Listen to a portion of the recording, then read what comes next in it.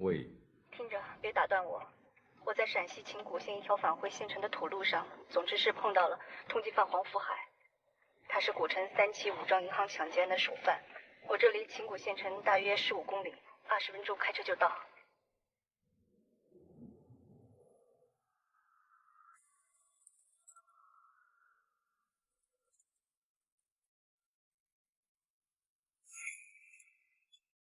找死啊你！站着，别动，待在原地都别动。该干什么干什么，千万别往那边看。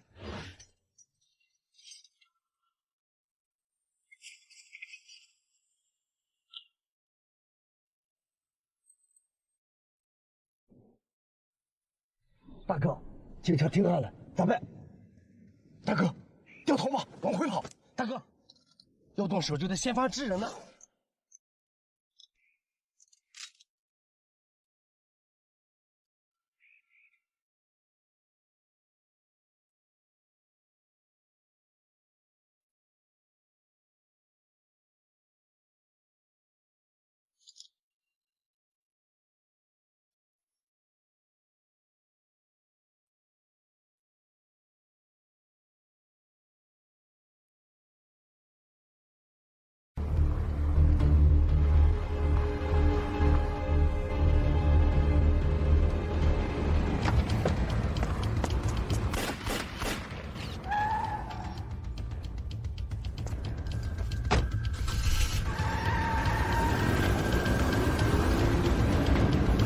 这里只有一个女警察，这是巧合。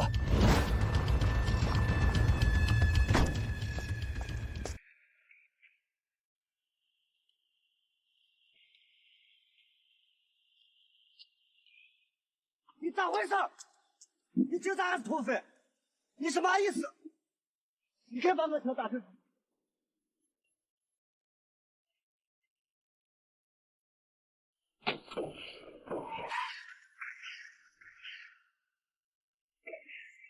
到这时候咱就别啰嗦了，你就说让我咋办吧？回来，给我回来！我杀了你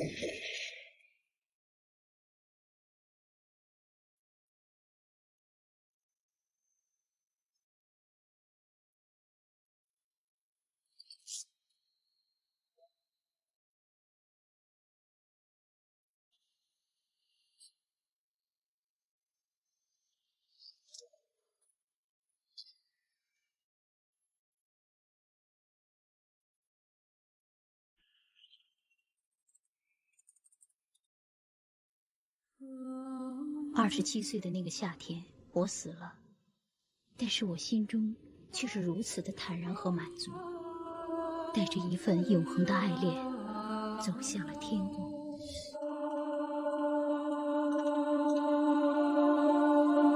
4天以后，中国音响界的领军人物李宇驾车冲下了山崖。人原来是可以被憋死的。就这样吧。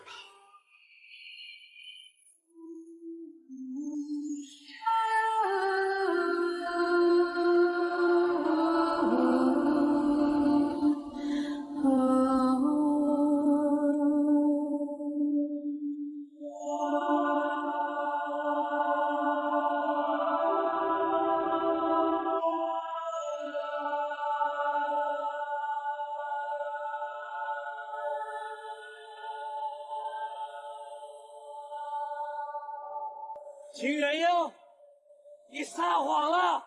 你撒谎了！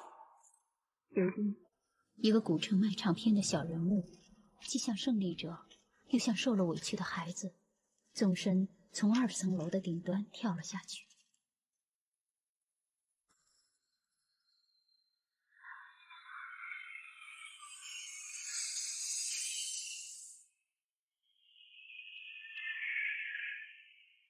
无论是爱的永恒，还是2个月内连着2个人的死，都缘起一段刻骨的爱和一份领悟。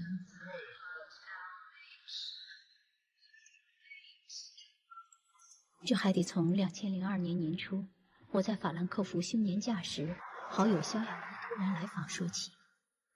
萧亚文是个思维缜密、阅历丰富的人，什么事儿值得他越洋近万公里来找我呢？出于刑警职业的本能，我自然不敢轻视这次造访，肯定有什么重大的事要我办，绝非是在电话里三言两语能说完的事儿。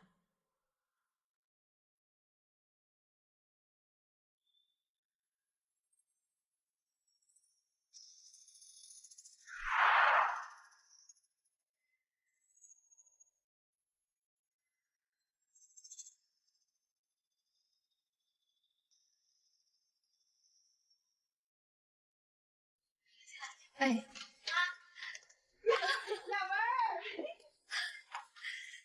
阿姨你好。好，怎么样？坐10几个小时的飞机累了吧？你们歇歇。妈，亚文还要坐晚上8点飞机回去呢，只能待几个小时。我跟他谈点事，来点喝的。这么大老远的，让他待这么会儿就走了？没事儿，他呀要的就是这个劲儿。阿姨，我这不正好借机会来看你吗？好，我去趟洗手间，我带你去。阿姨，我知道在哪儿。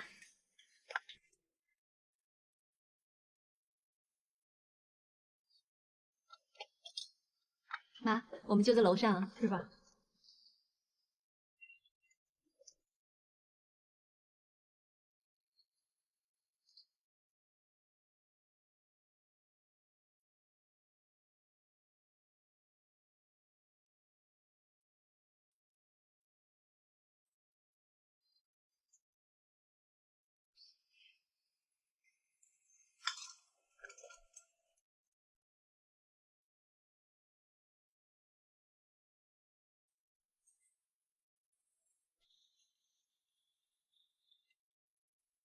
哎，亚文，这儿呢。你什么时候学会抽烟了？去年卧底当了1个多月坐台小姐就学会了。没学会点别的？好淫秽呀你！好情调。吃的喝的都有了，细说从头吧。老板交代了个差事，让找个离北京远点的地方租套房子，意思是想一个人清静清静。我想来想去，觉得还是把它放在古城比较合适。你办事有分寸，能有个照应。清静？躲什么？是警察还是仇人？我来找你，本身就含有政审担保。这是他的个人情况。丁元英，成都人，87年留学柏林，经济学硕士。先后就职柏林国际金融投资公司和柏林世界经济周刊经济发展战略研究员。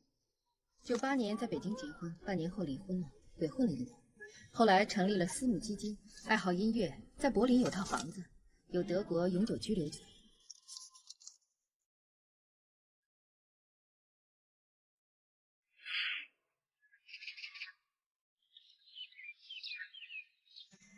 我一看门口那车我就知道，那帮小子又闹了。等我一会儿，这洗个脸刷牙。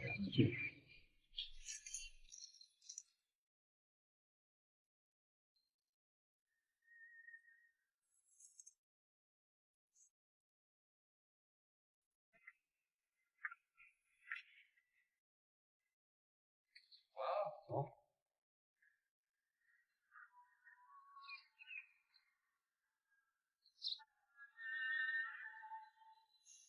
走吧。你说你不会喝酒，人家偏拍上你这扎堆儿，我就没瞧你这儿没人的时候。楚风这房子这么大，我又一个人待着，不成俱乐部还等什么呢？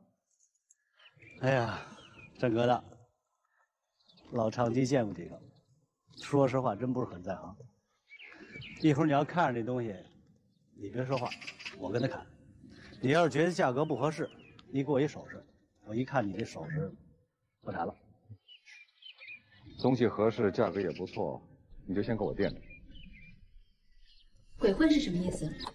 酗酒、女人、花天酒地那套。你也是警官大学出来的，就为这种人担保。当然，花天酒地并不违法，只是一种带符号的生活方式。在古城租套房子就这么简单？要是这么简单，我就不来找你了。在北京周围的城市，我哪儿租不来一套房子？我刚才说了，你办事有分寸，能有个照应。分寸指什么？照应指什么？就是你这么跟审贼似的一问，我还真的很难解释了。没关系，你慢慢交代，我听得懂。放张唱片听听。东西绝对没问题。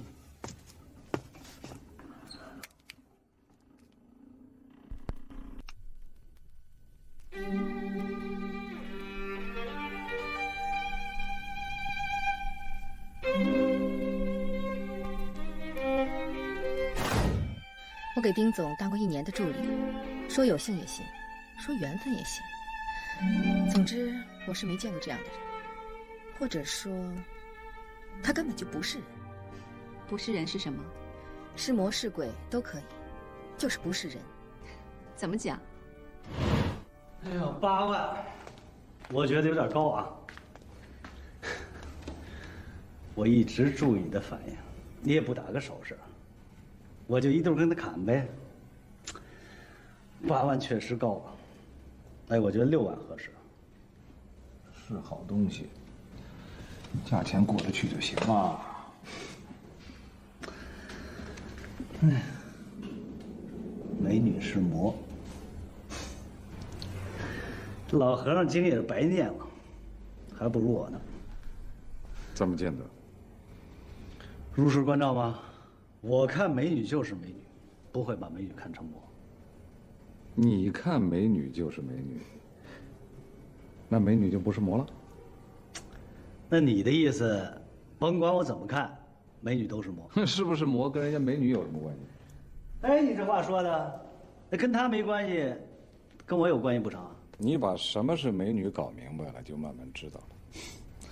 美女我还不知道，美女就是年轻貌美的女子呗。不为错，但是有漏，一面盖点了。你可以说北京是中国的城市，但是你能说中国的城市就是北京吗？那你说什么是美女？人们看自己的女儿姐妹，再年轻漂亮，也不会缘起美女的认知。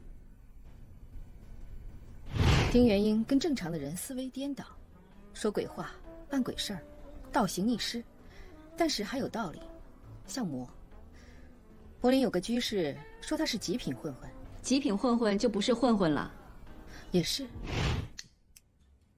说哪儿了？说的我要是见着美女不起心动念，那不是有病吗？你以为你起了心动了念，你就没病了？就比如你的手，你要是只会攥拳有病，只会伸掌也有病，自如才正常。说魔，不是为了跟谁论是非论道德，是要指出起烦恼的因，为的是了辛苦，不起苦。这我有体会。我追我前妻那会儿，人家死活看不上我，那是辛苦。后来离的时候，这个死活不离，那个死活不散，哎呦，把我给烦的，我就差找枪我一头碰死了。哎，今儿有收获啊！以后要见着美女，我坚决不起心动念了。那你就又多了一个念，多了一个不起心动念的念，烦恼不是少了一个，而是多了一个。你这叫戒，戒就不苦了吗？总之，这个人对你有用，你是想在私募基金解散以后，还能跟他保持联系，慢慢成为朋友？朋友？不可能。认识、熟人，够得上说话就已经很不错了。咱跟人家不是一种人，凭什么和人家成为朋友？仅仅是认识有什么意义？你总得为点什么吧？认识这个人，就是开了一扇窗户，能够看到不一样的东西，能够听到不一样的声音，能够让你思考、觉悟。这东西不当吃不当喝的，在别人看来可能不重要，但是我知道，这个东西非常重要。这人是让你越做越精了，这种事都能让你咂出油来。咱们是朋友，你就给我当回使唤丫头。其实我但凡有一点办法，都不会来找你。我最害怕的事情之一，就是和你搅和在一起。为什么？没你的时候，我往人堆里一站，还是个角儿；可有你的时候，我就成陪衬了。你这马屁也拍得太过头了，不过我还是很爱听。我3年没来看我母亲了，怎么也得度完假期再回去。你知道刑警队请个假多难吗？这样吧，我给欧阳雪打个电话，房子的事情让他先去办，具体的细节让他给你电话联系，以后的事儿就交给我了。有几句话说了，不管是不是多余，也不管你怎么去想，作为朋友，我都必须给你几句忠告。你讲，当你觉得这个人很特别的时候，千万不要动那种心思。一旦动了那种心思，你就等于是把地狱之门打开了，除了自己受折磨，不会有第二种结果。这种不是人的人，是个女人都受不了。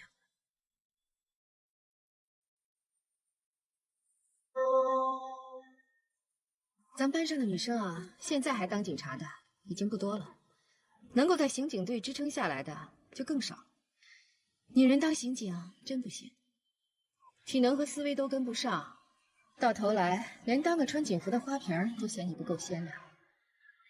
你打算撑多久？能撑到30岁吗？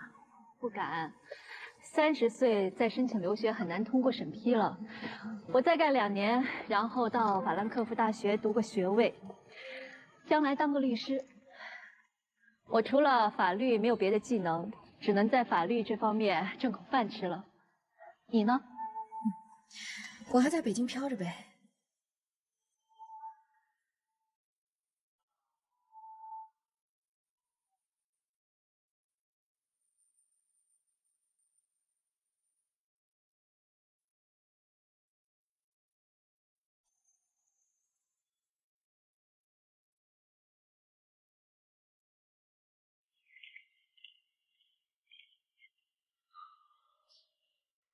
So, wir sind jetzt vollzählig und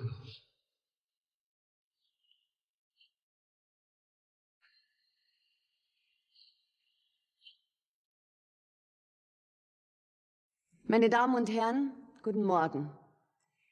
Nach 11 Monaten hat Herr Ding Yuanying aus persönlichen und finanziellen Gründen beschlossen, diesen privat gesammelten Fonds zu beenden. Das haben wir natürlich nicht erwartet und ich bedauere es sehr. Dennoch respektiere ich als Garantin die Entscheidung des Beauftragten. Im Folgenden bitten wir die Vertreterin des Beauftragten, Frau Xiao Yawen, uns einen Bericht über den Geschäftszustand und die Dividendenausschüttung abzugeben. 和萧亚文见面的1个月后，我回到了古城。萧亚文跟着丁元英又来到了德国柏林，为的是结束私募基金。用萧亚文的解释，私募基金实际上就是没有经过注册的私人代客理财，性质和信托差不多。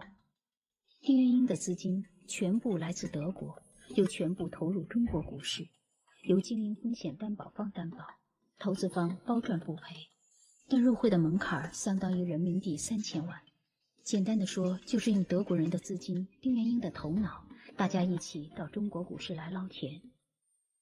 时隔11个月，这笔德国资金在丁元英的运作下，就赚了将近1倍的利润。中国的股市就像是一台取款机，只要有人掌握了密码，就可以开箱取钱，而且这钱还是取给外国人的。作为一个中国人，丁元英的心里越来越不是滋味。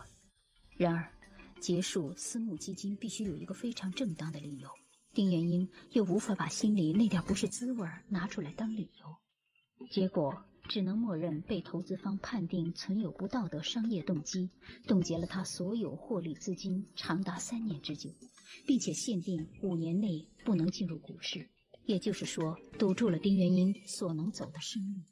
为此补偿6万欧元。这一举动显然是预谋好的，是对丁元英将可以长久获取暴利的机会变成一夜风流之后的惩罚。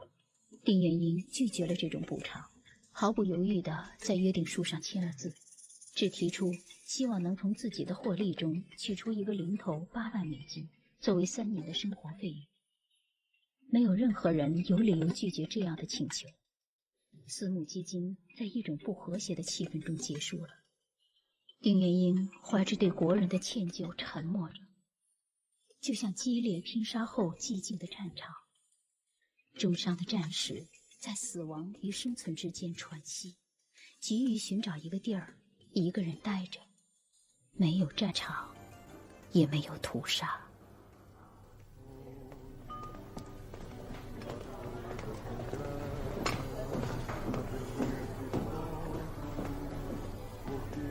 Das ist der von Ihnen bestellte Brandy.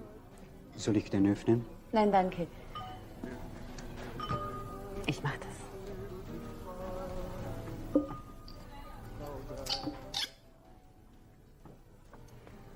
Was soll das?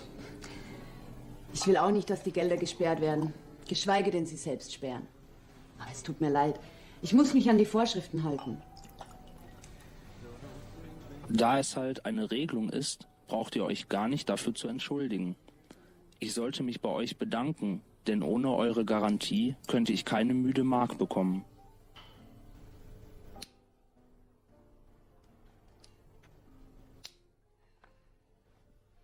Also wenn ich darin ein Risiko sähe, dann würde ich nicht für dich bürgen. Und Han Chu-Fong auch nicht. Du hast uns Geld eingebracht. Und das ist die Hauptsache.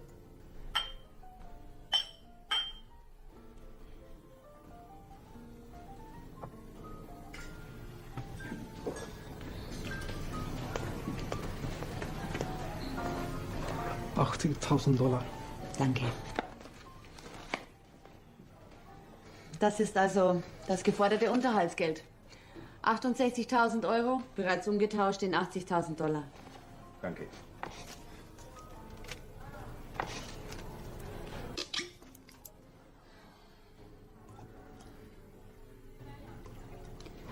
Aber sag mir doch mal den Grund, warum du das überhaupt machst. Nichts. Ich möchte mich nur ausruhen. Diese Worte finde sogar ich sehr schludrig. Aber es ist halt manchmal so. Also, nachlässig zu sein, das hast du doch noch gar nicht gelernt. Nur, als wir damals an der Uni Berlin waren, da warst du schon etwas gesprächiger. Nur weil ich nicht gern als Verrückter von den anderen betrachtet werden möchte. Ferner ist das auch ein Problem, über das ich als Chinese nicht gern mit Ausländern diskutieren will. Deswegen bitte ich um Entschuldigung.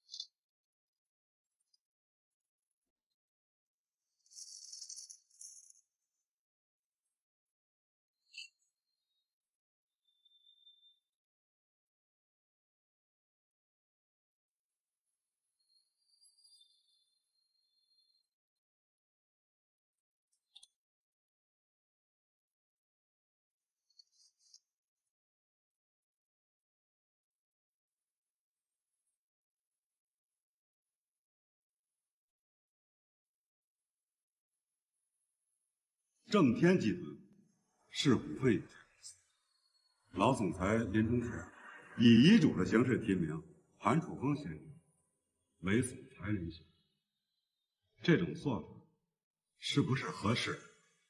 我认为还值得商榷。公司章程规定，当总裁不能履行职务时，总裁职务由副总裁代理，且成为总裁的当然候选人。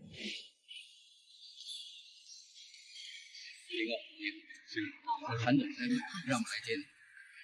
我有不同看法。老总裁和韩楚风没有个人私交，也不是同一投资方的股东代表，不存在什么亲信和本位的偏执，而纯粹是对正天集团发展需要的考虑。秋萍昨天到了，韩总安排他们住在森根酒店的8003房间，他现在正在酒店等你。韩总让我转告你，晚上别安排活动，他要找您喝酒。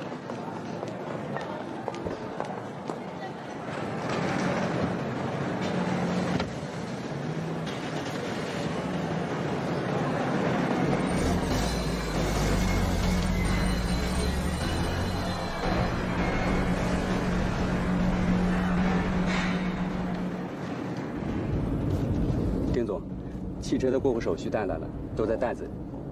2台电脑装在后备箱里了。接到你的电话后，工资就全部发下去了。这是工资表。肖助理的年薪20万存入银行了，刚才已经把存单交给他了。账上的钱支付完工资、房租、水电、物业管理之后，还剩6300万元，都取出来了。现在只有2笔账不清楚，一笔是肖助理上个月只取的3万元还没有报账，一笔是这次去柏林的费用。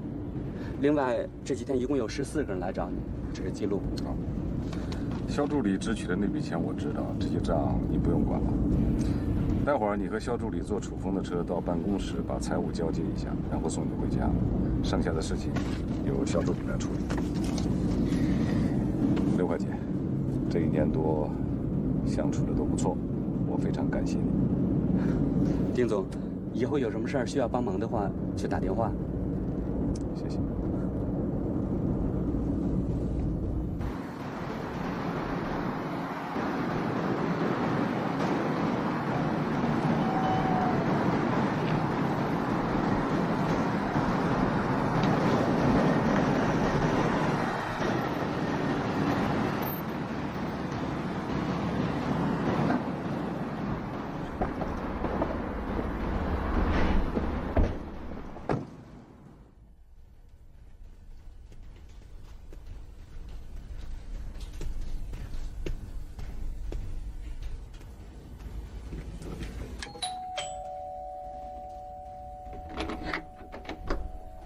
二哥，你来了。我来了。刚回来。来，你们走，你们走。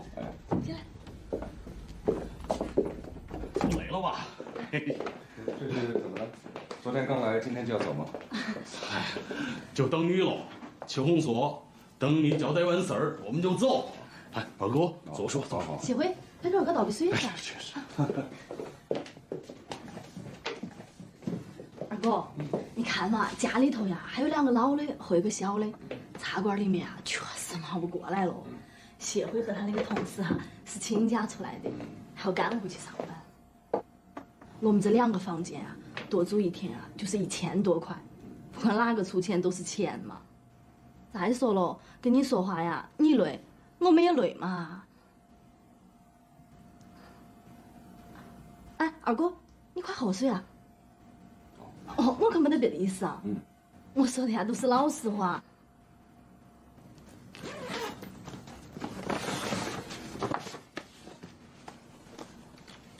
这辆车你们开回去，拿着手续在成都办牌照。车里边有2台电脑，你们用得上。这个里面是6万美金。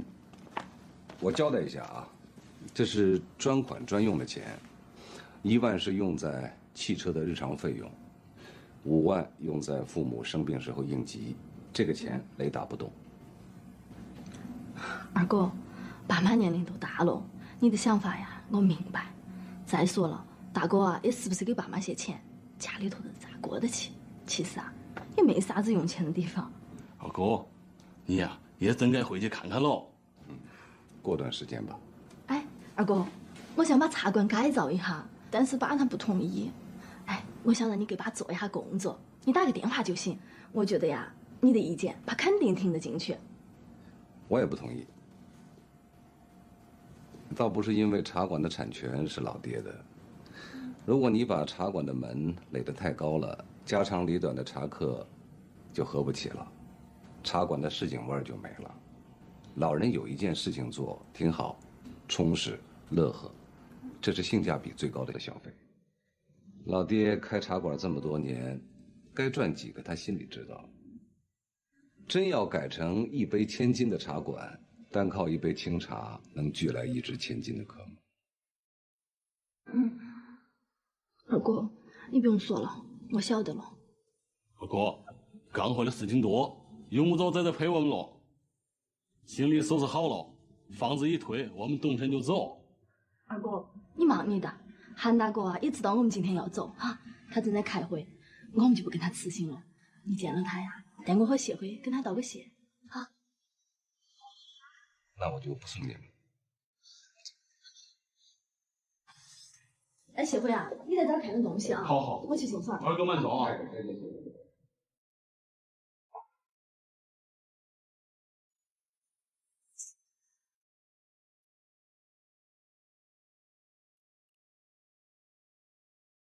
二哥，你总不回家，是不是遇到啥子麻烦了？没有啊，就是想一个人清静清静。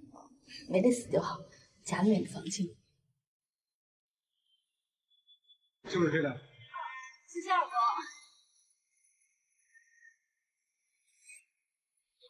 二哥，你自己都保重哦。都保重吧，爸妈就拜托你们两个。回去把这个车开回去的时候啊，慢一点，注意安全。啊，到了家给我打个电话，报个平安。二哥，我晓得了。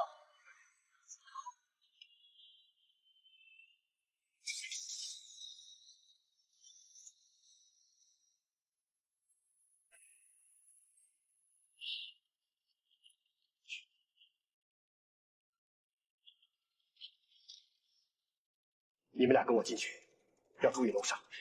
福田，你守住正门。是。小丹，你守住后卫车。是。听到。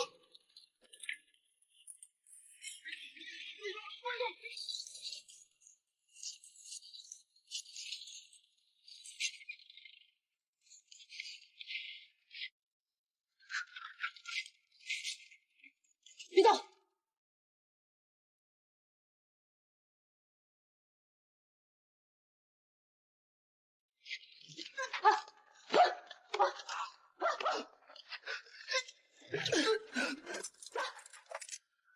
站好了！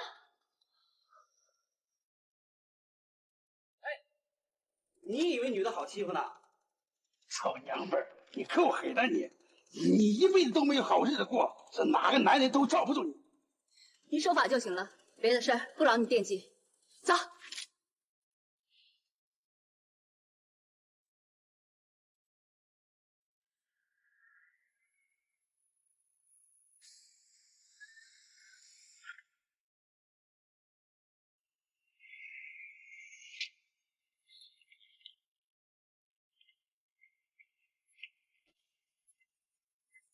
大家听着，缉毒组回局里，其他的组行动不便，抓紧时间休息。啊，收队。小文啊，没问题，前几天搬过来的东西全放房间了。对，他明天什么时候到啊？丁总明天到古城，我先跟你打声招呼，具体时间现在还说不准。哦，明天给我打电话吧，我值班，全天都在办公室。明天咱们电话联系。好的，好的。哎，再见。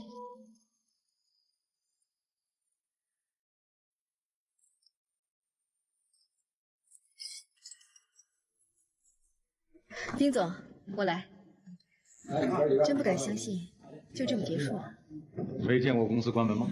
没亲眼见过，我是第一次在这种不是公司的公司打工，也是第一次以这种公司关门的方式失业。有开张就有倒闭，规律。只是咱们这个周期短了点。会计说什么也不让送，他自己走。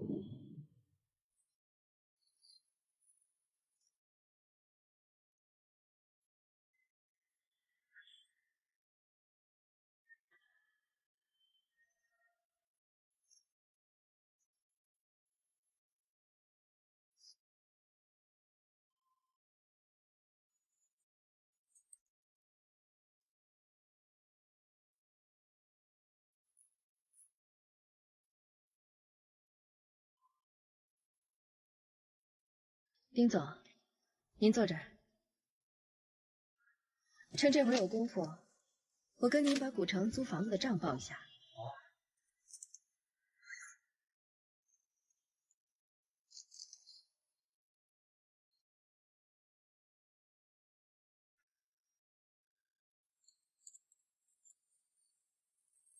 在这儿等我一会儿。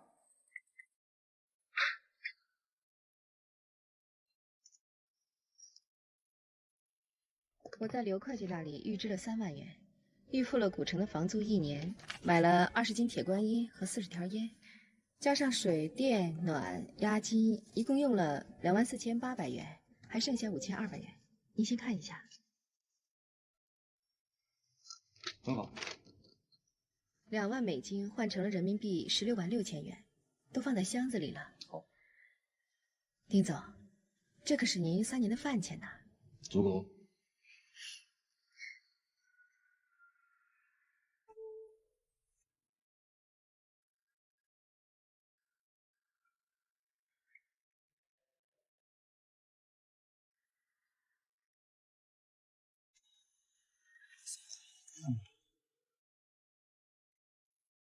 没事，我过来看看。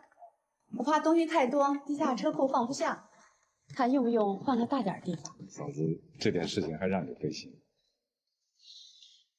都是板式家具，这一拆下来就没什么东西了。对，出去也放得下。嗯。你看你整天忙的跟打仗一样。摊子一撤，以后就不忙。我看我在这儿也帮不上什么忙。 那我先回去吧。真不好意思，我这连个下脚的地方都没有。你先忙你的。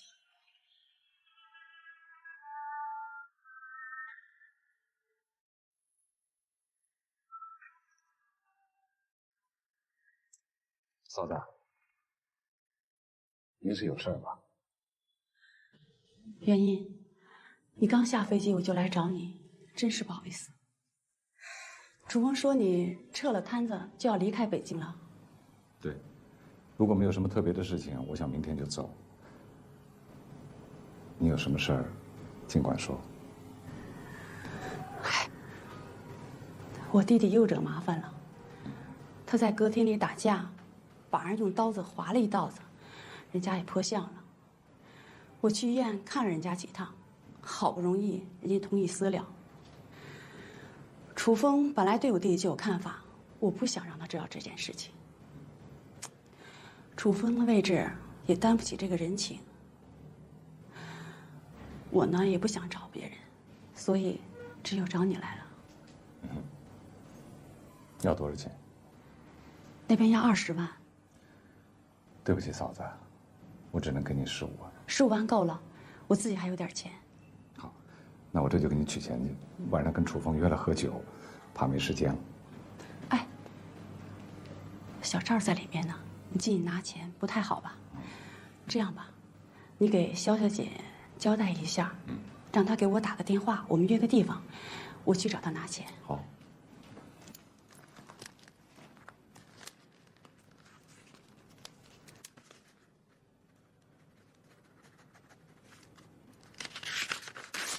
你把这电话给他。行。那我先走了。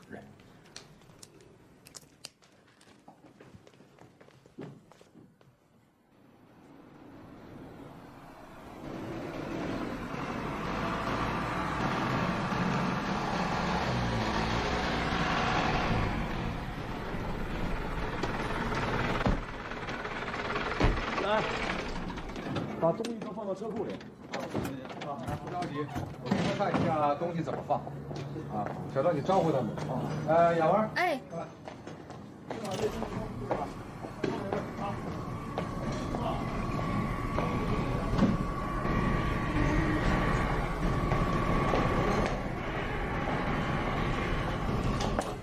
陈如的弟弟跟人打架，把人打伤了，处理这事儿急等用钱，他不想让韩总知道。一会儿你从我这包里拿15万块钱。 小赵送你回家的时候，你给他打个电话，约个地方，把钱交给他。这是打电话。那您那儿就剩下2万多块了。过得去。丁总，您这点钱还真应了那句俗话，还没暖热就干净了。去车去。啊。臭娘们儿，你够狠的你！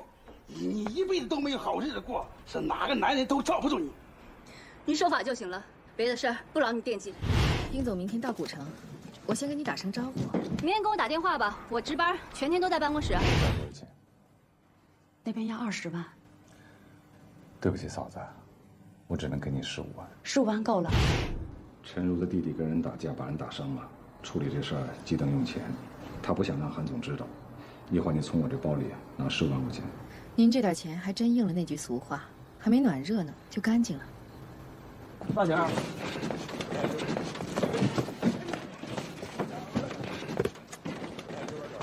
哎，慢点，慢点，慢点，慢点，慢点，慢点。慢慢。好，先放这儿，先放这儿。慢。哎，知道啊，小心。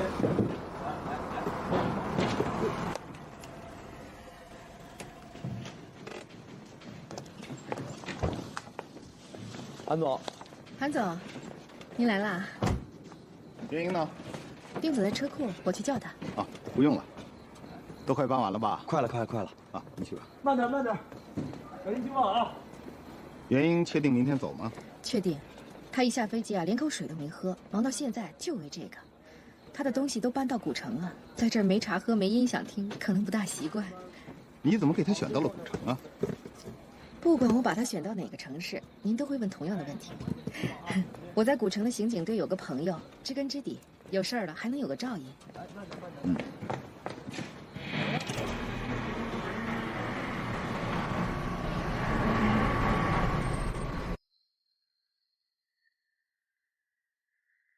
秋红他们走了？走了，让我给你带个话，道个谢。扯哪儿去了？你呢？明天走？啊。就按原先定好的，小赵和马主任去送你。你先把几件换洗的衣服带上，明天直接从饭店走。我在那儿订好了2个房间。订房间干什么？喝酒啊，喝醉了倒下就睡，省事儿了。这不挺好？在这儿就永远别想清静。酒这东西摧残意志，真喝多了真不当家，难醉酒。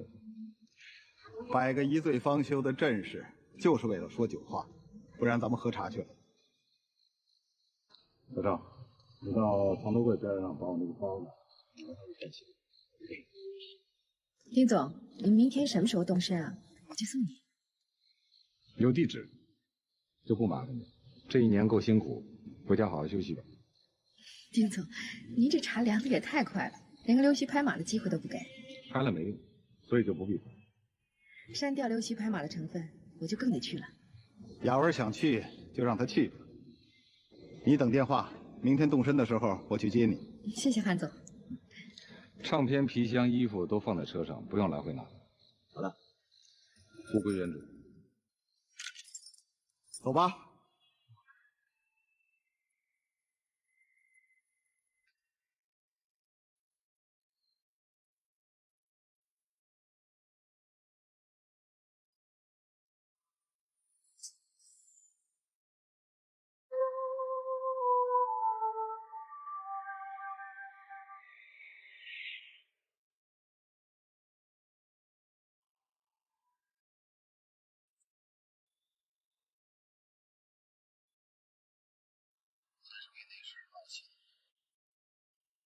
今天整整开了1天的会，一个遗嘱提名，搞得大家都跟吃了耗子药似的。张副总裁深藏不露，梁副总裁是势在必得。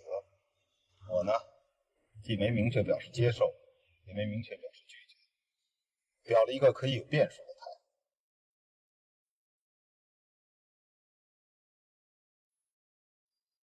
私募基金这一把漂亮。当初要是从国内融资就好了，从德国融资，资本条件苛刻，币种兑来兑去，成本太高。国内信用是个问题，私募基金是没爹没娘的买卖，一边做着生意，一边脑后还得长着眼睛看着衙门的脸色。郑建时投了你一个不道德的股票，我没想提。建时平心平理，情理超世，是佛正，但是他的佛分里只有熔点，没有正直，所以他看我是一个元宝不是德行，一坛元宝不算死。他的那个火修的是来世正果的佛，他还得到佛祖那多咨询咨询。那你呢？郑国是不小了。有人骂你是汉奸，说你带着德国鬼子来掠夺中国人，用国际融资来扰乱国内的游资市场。汉奸好歹还是人，总比骂我不是人好。这是您的房卡，1230和1232。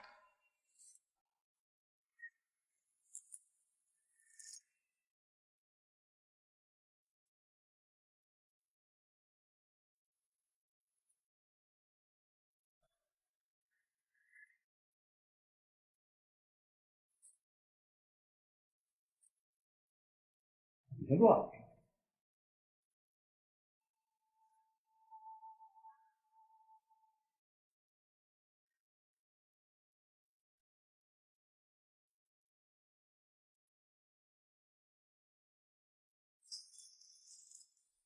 我这可不是摆谱啊！天子脚下，龙土之上，我韩楚风还算不上个物件。我就是想找一个痛痛快快喝酒说话的地方。今天就3件事儿，不兜圈子。那件事不是我能做的，恕你无罪。一个数字，我已经有罪。这几年你变了不少，越来越低调寡言了。你那股拔刀见血的劲儿哪去了？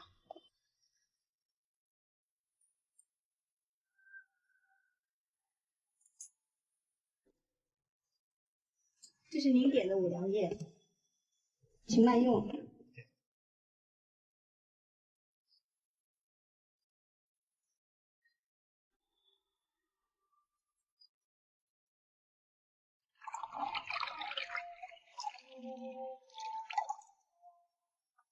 这第一桩，私募基金这一把，就让我净赚了94万欧元。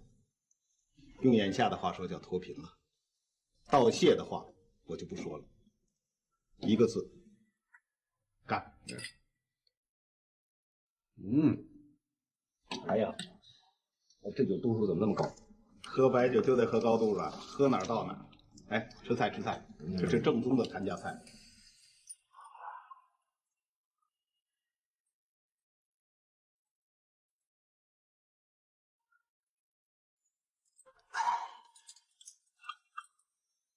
这第二桩，还是那件事儿。郑天的情况，我没少跟你念叨。这争与不争，你不说话已经是表态了。我只是想知道，这个不争的所以然。你要是不说，那可真的有罪了。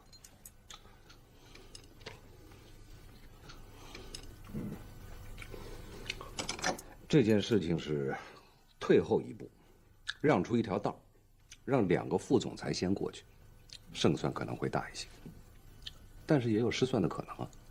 只是事关重大，我担不起这个闪失。我尚没拿起，何谈放下？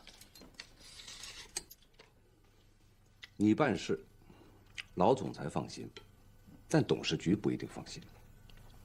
董事局不关心老总裁的遗嘱，而是利润。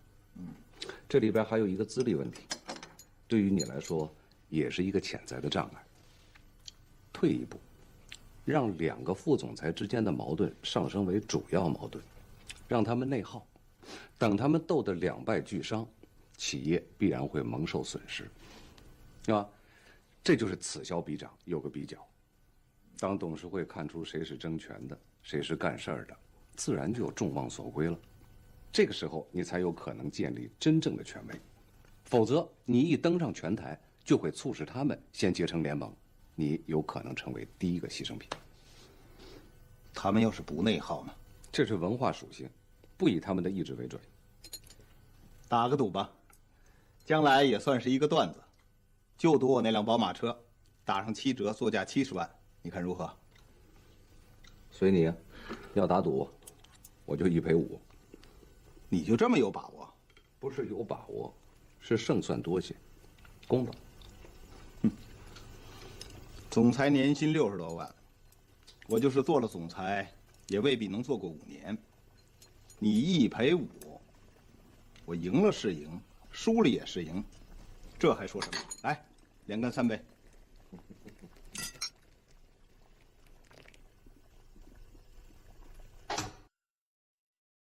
我对咱们中国的传统文化，总有一种自卑感，老觉着格格不入，就想找个地方一个人待着，没有主义，没有观念冲突，谁也别妨碍谁。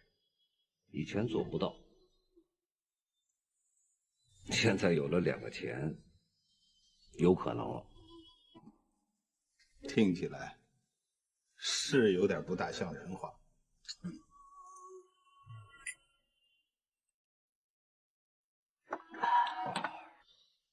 其实哪个不想清静？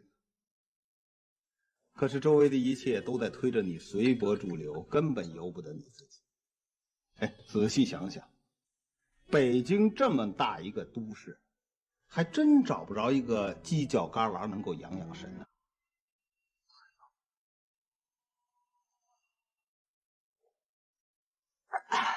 你对传统文化的沉淀，是深到骨子里去了。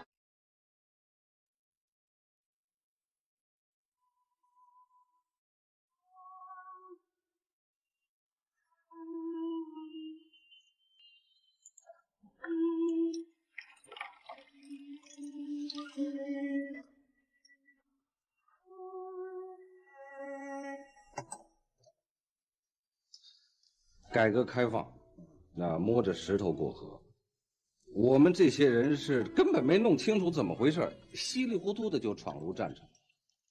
得先活下来，等定下了神，一看，时代变了，真的是穷则思变。可咱们中国毕竟是政治文化搭台，传统文化唱戏，我真不知道老祖宗的那点东西还能让这条船撑多远。所以说要转变观念啊！哎，要转变的是什么观念？如果我们的文化是适应生产力发展需要的，那就不用转变观念了。我们中国人自己坐庄，让别人跟我们接轨好了。我们每天都躲在屋子里唱我的中国心，多心酸。东欧剧变，柏林墙倒塌，世界的格局发生了巨大的变化。共产党也难呐。现在有人动不动就拿民主开方子啊，以为一民主，中国就什么都万事大吉了，有这么简单吗？真要是这么简单，我不认为共产党缺乏那样的胸襟，我也不认为一个政党就能阻止社会发展的趋势。忠孝文化几千年了，不是谁栽一棵民主的树啊就开花结果了。哎，提出改变观念的恰恰是人家共产党。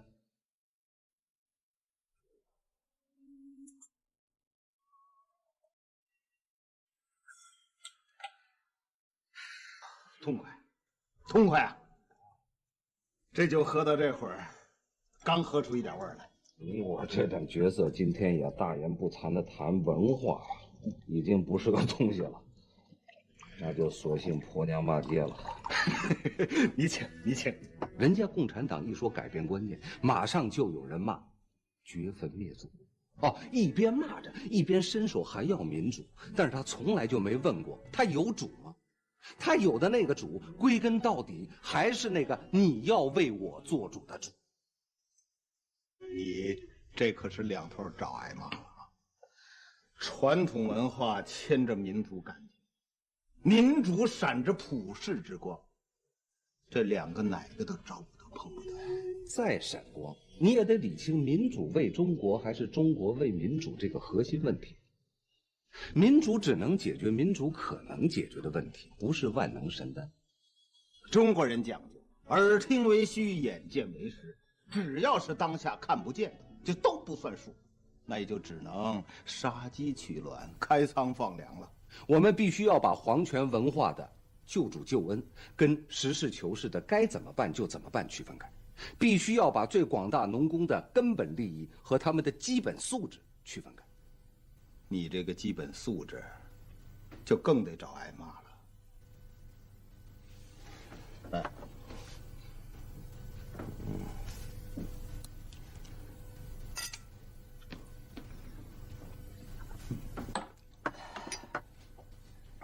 兄弟，我用一位哲人的话给你画一个圈儿，你就好生的在里边待着，只要你一出声，你就会被另一种声音活埋喽。什么圈儿？韩楚风望着眼前的好友，没有回答，脑海里浮现出尼采的一句话：更高级的哲人独处着，这并不是因为他想孤独，而是因为在他的周围找不到他的同类。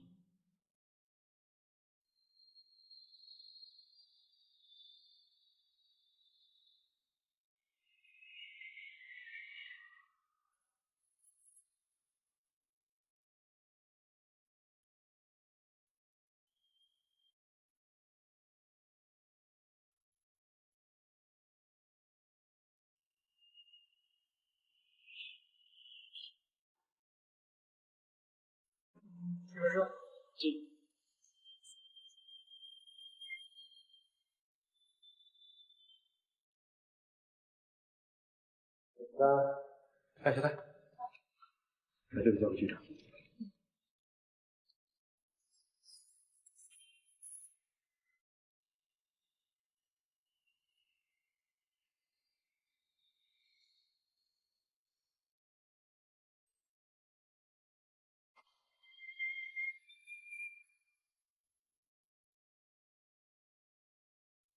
亚文啊，你们一直往前走，到了第4个红绿灯左转，见了转盘再右转，就看到了南村小区大门了。第4个红绿灯是吗？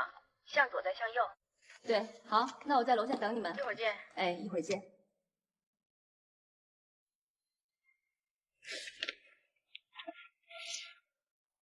小赵，你出去办点事儿，你没事打我电话。好。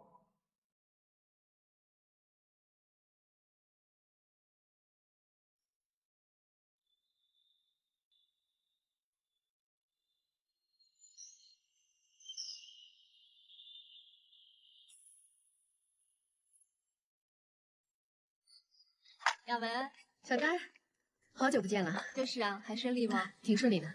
这位就是丁总。你好。不好意思，打搅。不客气。那咱们上去吧。这是我第一次见到丁元英，身上还带着一股酒气，不由得想起了雅文说的那些话，这更增加了我对这个男人本来就不好的印象。哎，李小姐，人来了，这是临时看房的小王。好，进来吧。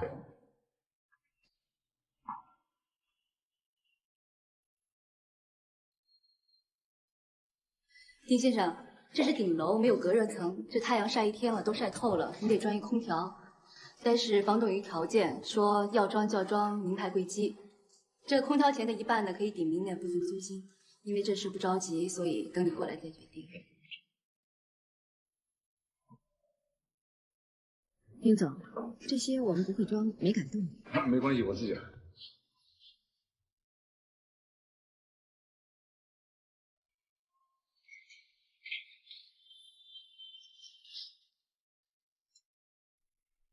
丁哥，这太简陋了，能行吗？我看一切都很好，有吃的，有喝的，有听的，有看的啊，我还满意。回去跟韩总说一下。丁先生，那门锁是新换的，但是东西搬进来以后一直有人看着，要不你再换一把，这样大家都放心了。不用，就这样挺好。您别客气，我跟雅文是好朋友，你有什么事啊就打电话给我，这是我电话。好，谢谢。那我这里没事了，你们还得回去，赶紧上路。好，丁总，你看还有什么事吗？没有，我这一切都很好，放心吧。好吧。那行，那我们先走了。谢谢你啊。再见，先生。老王，走。哎，再见。好，路上慢慢开。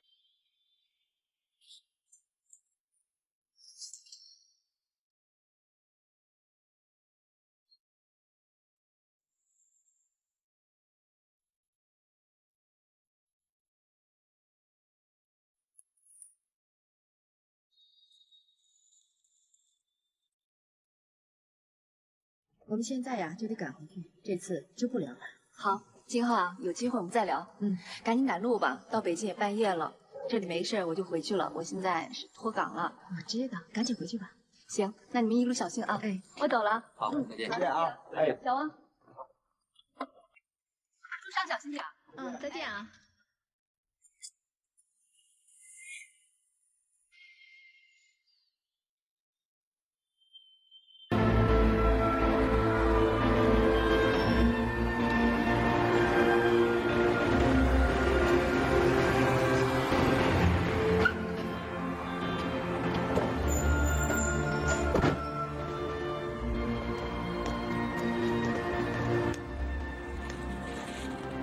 都打发了，打发了。你的电话也留给那个人了，给了。等着吧，过不了几天他就该找借口给你打电话了。打就打嘛。这是咱们饭店新推出的2个特色菜，今天你正好值班，晚饭的时候尝一尝。好啊。那我先走了，那就慢点儿。拜拜，再见。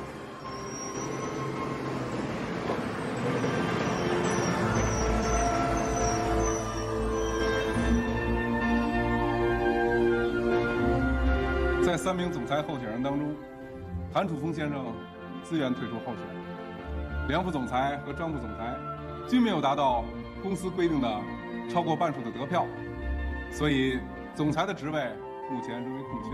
根据公司章程规定，在总裁不能履行职责或总裁职位空缺期间，由常务副总裁代理总裁职权。据此，正天集团总裁一职将由常务副总裁张啸天先生代理，代理期限至新总裁选举产生。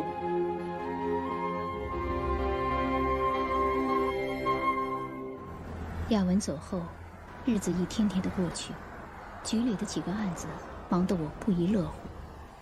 这以后的几个月里，这个曾经在商场上的风云人物，无声无息地在古城安居了下来。他从来没有来找过我，我也渐渐地把丁元英这个人给淡忘了。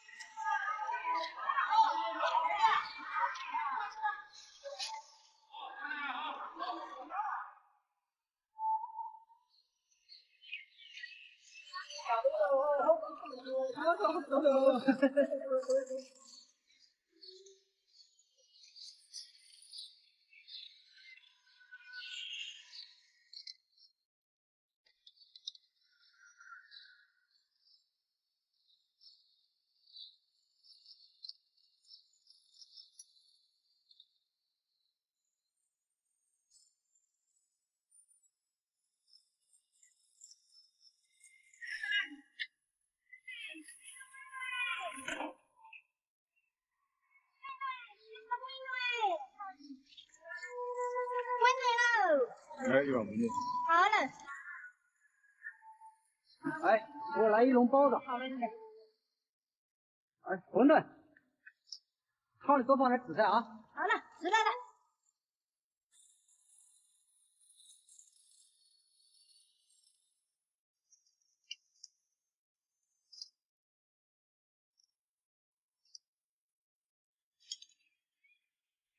一碗馄饨。哎，我的馄饨呢？好。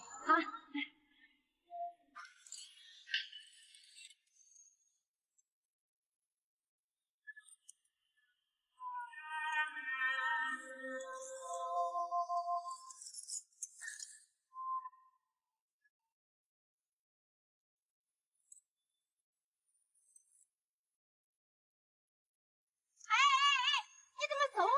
你还没给钱嘞。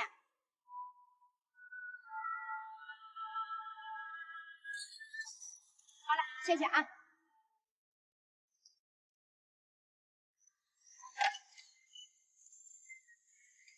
哎，刚才一来的那人就给你钱了，我亲眼看见了。哎呀，你看我这忙的哈，啥都想不起来了。这个人呀，天天来，等明天来了，少要他1块钱就行了啊。没事。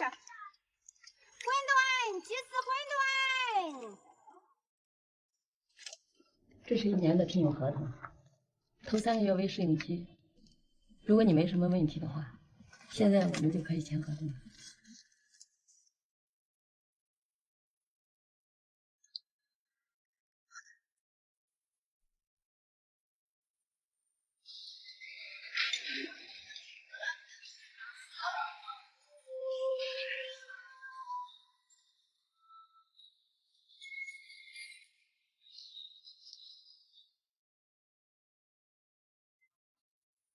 楼上3号间的建材公司陈经理他说今天不签单，然后由对方付现金。知道了，我通知热海发完车吧。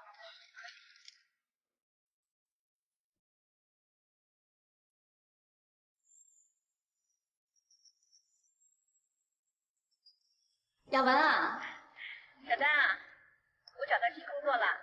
是吗？什么工作呀？在一家猎头公司打工。那太好了。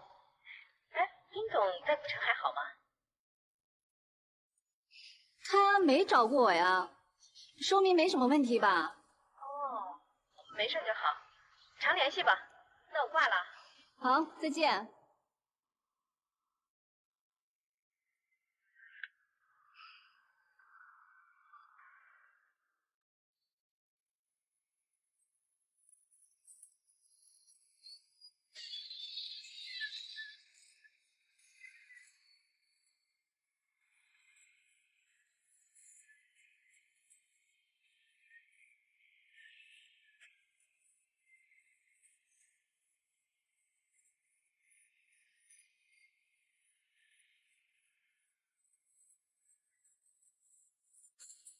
哎，我说，咱这427案子总算是结案了啊！再过2天就过年了，这回咱可能好好过个年了。是陪未来老丈人吃年夜饭吧？这个时候，好好很重要。我怎么安排是次要，关键得看老天爷怎么安排。我安排的再好，一个案子出来全得吹。今天咱们开这个会是为了总结一下前一段时间的工作情况。后厨的卫生工作还要加强啊，垃圾要及时清理，绝对不能过夜。碗筷消毒、厨具清洁和厨房卫生不能有死角。这不是为了应付卫生部门的检查，是咱们饭店要生存下去的需要。让我说啊，这案子没什么干货，一帮毛贼。就是，哎，3流的货根本就不值得咱们心理队下照了。还好，今天晚上咱是不用抡照料。我要是能在他们家吃顿年夜饭，那对他爹他妈是多大的鼓舞啊！哎，说不定一激动啊，啪的一下，把他女儿扔我厨房里了。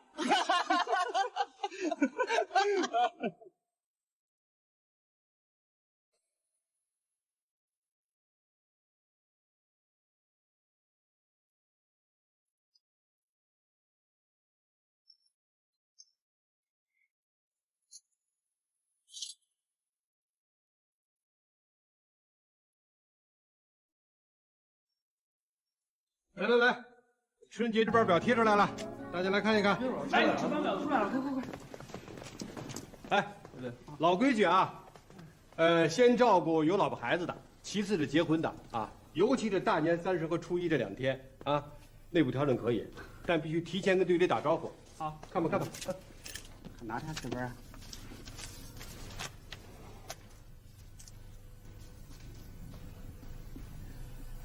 哎，这是礼拜几？我是。对，慢点。30。王富田，我。你还真有自知之明啊，连看都不看。你值哪个班？我和队长是年30晚上的班，你和国强是初1的班。哎，周伟，我告诉你啊，别打我主意，除了雷队，我谁都不换。哎，我这可不是拍马屁啊，人家有老婆有孩子的人，就没正经过一个春节。去，谁打你主意？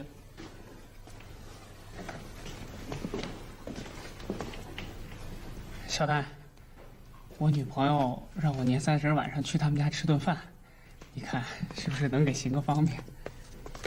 没问题，够义气。我一个人怎么都行。啊，你得去跟雷队打一招呼。好，我现在就去。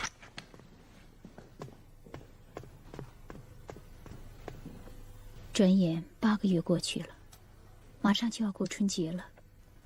毕竟是春节了，我至少该打个电话以示关照吧。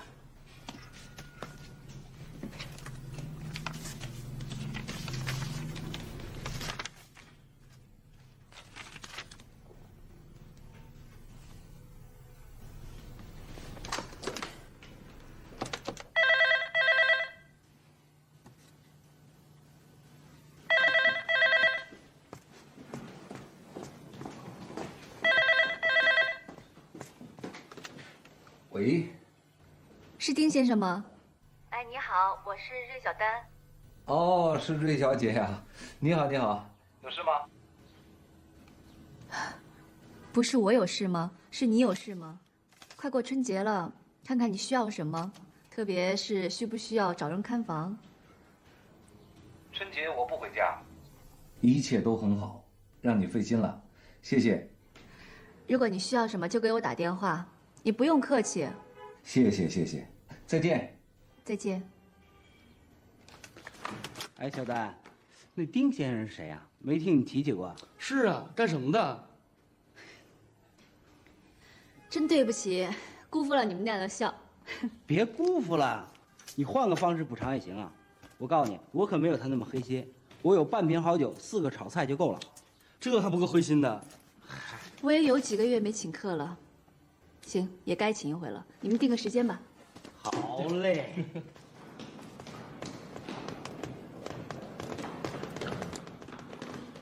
他问有事吗？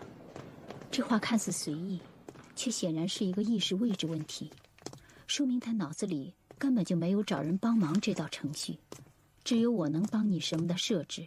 这是一个不自觉的居高临下的意识位置。丁元英一个人孤身在外，没有工作，春节也不回家，他的这些举动让人觉得不符合常理。够了，家里。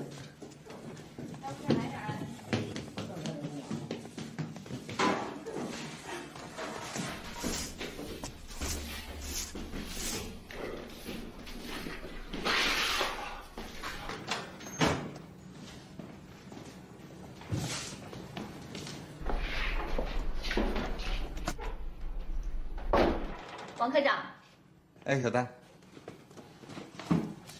，427案的材料我们刑警队已经整理完毕，这是所有的档案材料。今年你们这个春节还行啊，手头没有什么太急的案子，能消停几天了？不敢说。得，这句话要你给冲了。我就怕过年，一过年又老了1岁，还不如忙着什么都不想。看法归看法，礼数归礼数，我毕竟是东道主。今天是大年30，受人之托，无论如何也应该去问候一声。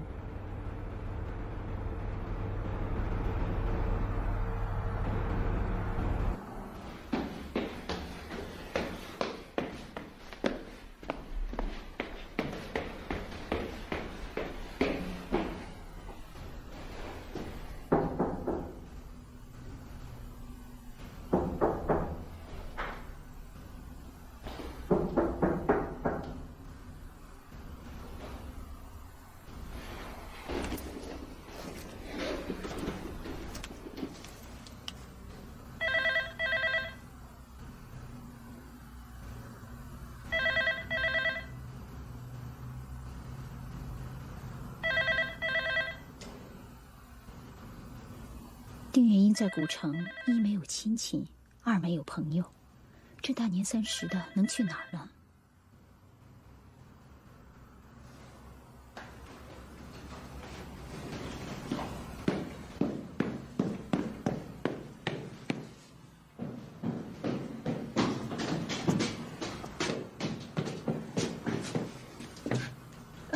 丁先生，瑞亚姐，你好，你好，你好，你好，你好。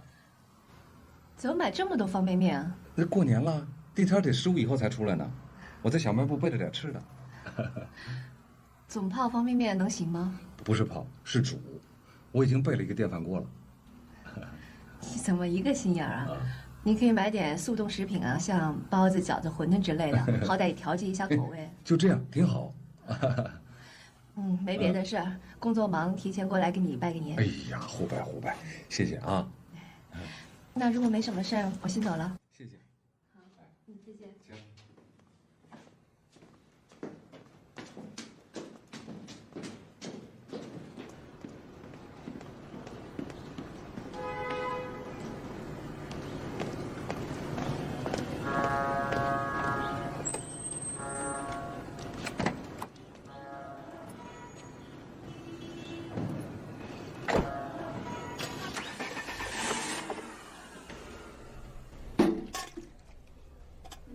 老丁，老丁，咋了，老丁？咋了？爸！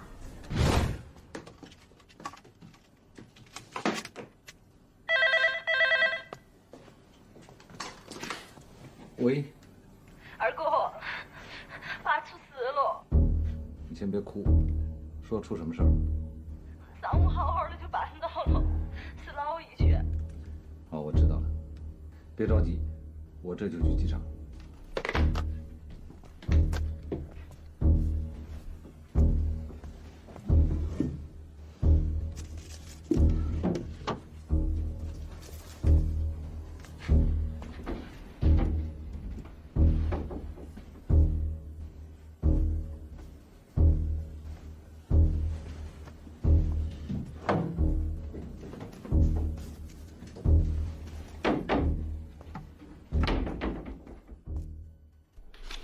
进来，欧阳，小丹，我跟你说啊，这个年咱们又发了，爆满啊，都收了200多桌的预付定金了，连初6都订满了。是吗？太好了，来坐。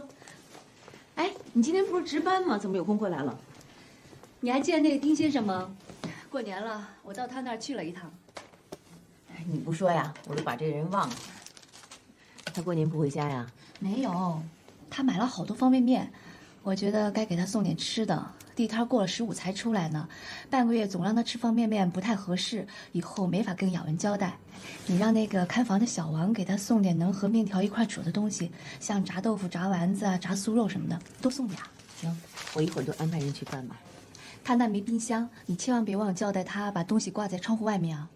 有那么笨吗？也许人家大智若愚吧。你好像不怎么反感他了。他居然一个电话也没打过。我问过小区保安，他每天3顿饭下楼，天天如此，没见过他和什么人来往，也很少见他出门。那他整天把自己关在屋里干什么呢？每个公民都有自由选择生活方式的权利，只要不触犯法律就行。一个人有一个活法吧。那我先走了。行。你开车慢点啊。雅文曾说过，他无法理解这样的人。可是雅文是何等聪明的人呢？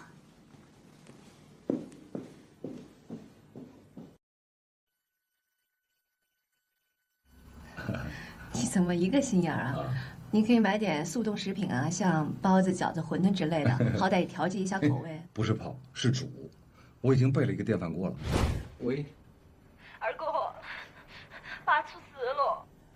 你先别哭，说出什么事儿了？上午好好的就办到了，是老一去。你让那个看房的小王给他送点能和面条一块煮的东西，像炸豆腐、炸丸子啊、炸酥肉什么的，多送点。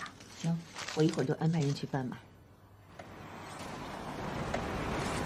二哥，现在什么情况？是突发性脑出血，已经做过引流手术了。本来好好的，事前一点迹象都没得。当时啊，把正在茶馆里摆龙门阵，突然就绊倒不能动了，马下腿都软了。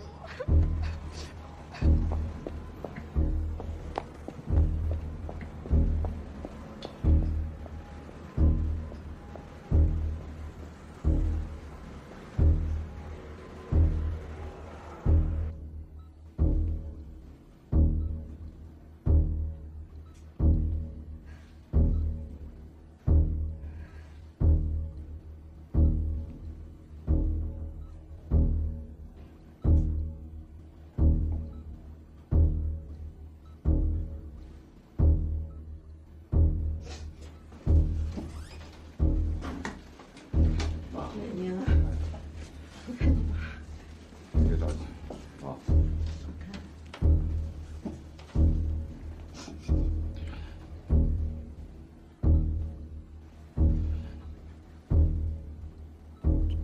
这是怎么回事？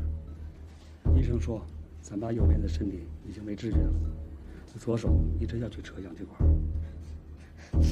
他以前就经常说，如果他遇到啥子大病，千万不要强求他，不要再折磨他，让他好好的。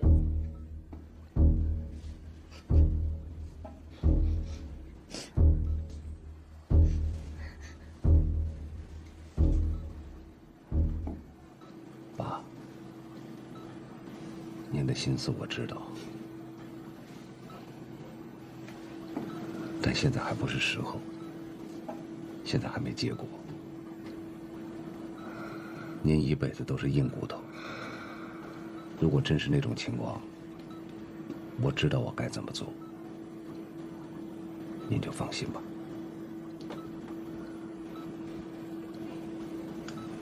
去找根布条来。这是出血点，看到了吗？面积非常大。我们已经给他做了引流手术，结果怎么样，现在还很难说呀。您指的结果是什么？怎么个难说了？病人的治疗是公费还是自费？是自费。我父亲啊，没得单位，也没得公费医疗。大夫，您不必考虑钱的问题，您只考虑怎么能把病治好。人的丘脑就像个瓶颈，它直接与大脑皮层相连。除了嗅觉外，人体各部所感受的冲动都要经过它而传递给大脑皮层。也就是说，所有的信息都要从这里出入。这里一旦发生问题，势必会连带着破坏周围的脑组织。什么意思呢？从你父亲的病情来看，你们得有个思想准备。我只能这样告诉你们：能救活的希望不大，即便是能救活，基本也是植物人了。不可能！我理解你们的心情，但这是医学。我不知道你们的经济状况怎么样，一天几千元的医疗费不是个小数目。医生必须告诉你们这个情况，如果救活了，成了植物人，不管是从经济还是从其他方面，你们都要对以后的事情有个打算。您能确定，即便救活了也是植物人吗？我不能用“确定”这个词，但根据医学和无数临床病例是这样的，有很多像你父亲这种情况的病人，都是因为没有钱而放弃治疗的。当然，靠呼吸机维持半年的也有，连护工带住院费花了60多万，那是有钱的人家。医生，那我怎么做才能让我父亲死？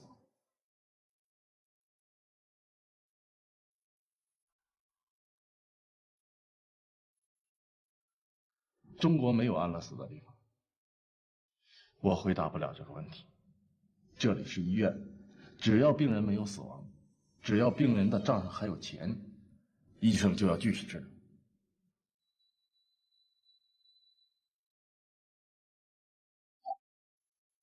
谢谢。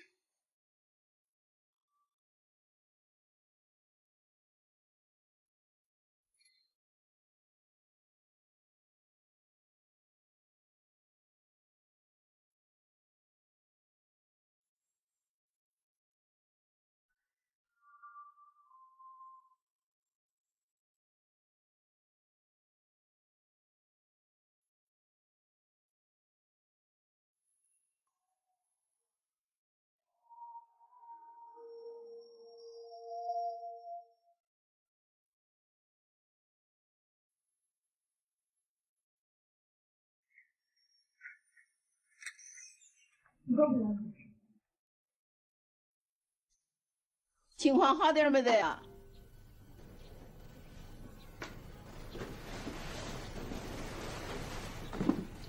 哥，刚熬了一夜，你赶快休息一会儿吧。啊。秋红啊，医院账上还有多少钱啊？还够用几天嘞。钱快用完的时候啊，护士会通知家属去交钱的。今天是第11天了，上呼吸机有5天了。我跟咱妈商量了一下，咱开个会，看咱爸这事儿该咋办，这钱该咋摊。如果是贪钱的事，我就不参加了。为啥？你凭啥不参加？我只知道他是我的爹，他还是谁的爹，我不知道。你这是啥话呀？你不知道他也是我爹吗？你不知道他也是丁秋红的爹吗？哎呀，你们两个真是一对冤家，那么大的人了，有啥子话不能好好说嘛？我看见他就别扭，从来就没从他嘴里听到过一句人话。你几年不回一趟家，一进门就打听怎么能让咱爸死，那是人话吗？你跟人家医生说钱不是问题，那人家还不往死里给你用高价药。现在呼吸机、血透机用上了，连空气过滤机都用上了。你以为你是谁呀？咱是不是有了俩钱就非得这么烧啊？二哥，那你说一下，你那句话啥子意思？我是真没有听。我不是跟大哥置气，是好好说。大哥现在说的是贪钱的事。如果我知道咱爹不仅是我爹，也是你们的爹，那就一定会想到分摊责任，否则心里就会不平衡。只要你是个人，就会这么想。我和大哥都在外面，如果秋红在给父亲端茶倒水的时候也这么想，他也是你们的爹，那这碗水就端不下去了。结果就是咱爹喝不上水。秋红照顾父母，将来遗产都是他的。那没有遗产的父母就该扔钱。讲责任本来就已经错了，说孝顺再加个美德就更错。那应该是血缘关系的本来，本该如此。孝顺到底是个什么东西？是美德，是非得把所有的干净地儿都弄脏了才踏实的东西。我说不过你，你也别今天好听的说，你就说你咋办吧。原则上说，父亲的医疗费和可能的长期医护、可能的后事所发生的费用都由我来负担。为什么说原则上说呢？因为他也是你们的爹，这里面有一个感情表达的问题。如果大哥觉得秋红这2年照顾老人挺辛苦，想放几个钱表达一下心情也可以。你那是有钱呢，你要是没钱呢？没钱你也会这么说吗？没钱的子女多了，办到哪里是哪里，尽心尽力是标准，办到什么程度不是标准。啥子时候了？你们两个就不要再吵了。二哥，你在北京给的那些钱，不就是为2个老人准备的吗？现在还多，还是说一下眼前该咋个办嘛？爸还在病危阶段，抢救生命，爸的左手现在还不能确定是病危的无意识还是植物人的无意识。不到确定是植物人的最后一刻，绝不能放弃。如果过了病危阶段，确认是植物人了，那就停止交流，我就把氧气管子拔了。就算是植物人，也不能拔管子。我是长子，这个家轮不到你说话。我不能让别人说我们做儿女的不孝顺，不能让人家背后戳脊梁骨。别说家里还有点钱了，就是砸锅卖铁也得保住爸这一口气。注意，我下面说的话只针对我自己。如果我孝顺的口碑是以我父亲的痛苦和尊严为条件的话，我就真不知道我是个什么东西了。你也注意了，你的是个东西是以要咱爸的命为条件。元英啊，那可是你爸啊，拔管子这种绝情的话你也说得出口。养儿防老，他落就落那么个下场，自个的亲生儿子要给他拔管子，生儿育女，还哪个子用啊？妈，如果你养儿就是为了防老，那就别说母爱有多伟大了。你养来养去还是为了自己，那是交换，等不等价还两说着。碰到我这么个不孝顺的，您就算赔了。你想把妈气死啊？啊，这么多年你在外面自在了，我怎么没见你给妈盛过一碗粥，端过一碗水啊？既然是血缘关系的本来，你先本该如此一个让我瞧瞧。对于父母，我很惭愧，也很内疚。我不适应家长里短的生活，父母也适应不了我那种生活，这很矛盾。所以我一直很感激秋红和谢辉，是他们一直在照顾着老人。哥，不说了，都说在家里面给爸妈端水，那我们端一碗水去交医药费算了。问题是，人家医院干不干嘛？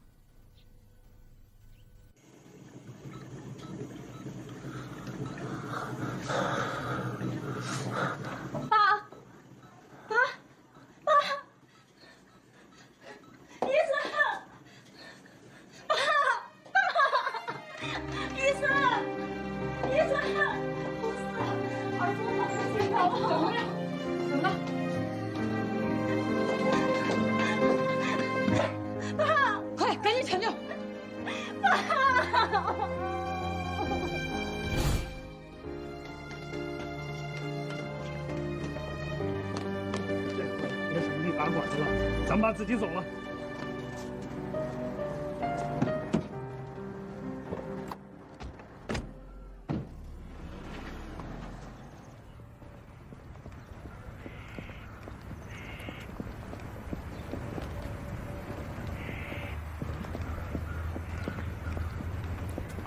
还是老汉儿心疼你哦，怕你落个不孝子的名声，就自己先走了。哥，我觉得你不该那样子说嘛，养儿防老，不都是这样子过来的吗？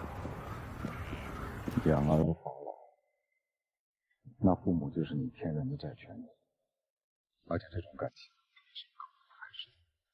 你永远想的就是还债报恩，所以这种文化就让每个人都直不起腰来。这是老班的药。你越是觉得养儿防老，就越容易觉得吃亏。哥，我想问你一个问题啊。问。这是一个假设。如果我们已经砸锅卖铁，再也借不来钱了，但是还差1万块钱就能救我爸，那你说该咋个办哦？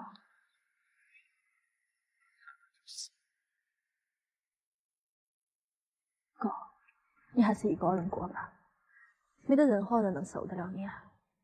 对传统文化的成见已渗到骨子里去的人，自然会做出让常人看来离经叛道之事。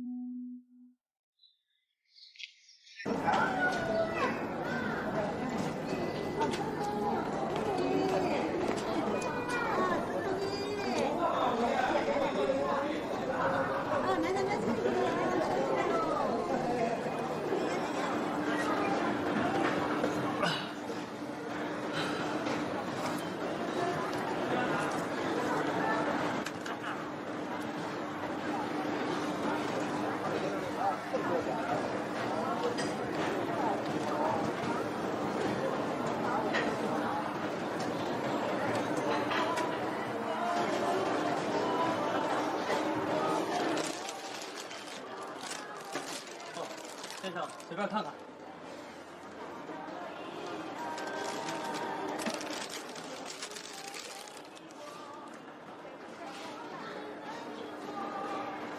买什么唱片啊？我是来卖唱片的。卖唱片？卖什么唱片？都是我个人收藏的，原装进口正版。你看看。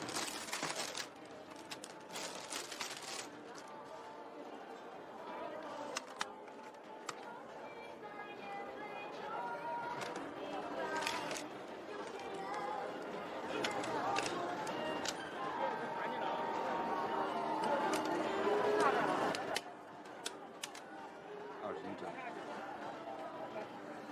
哦，这些都是旧唱片，而且打成印章了，不值钱。这样吧，无论好坏我都收了，50块钱一张。这样可以了。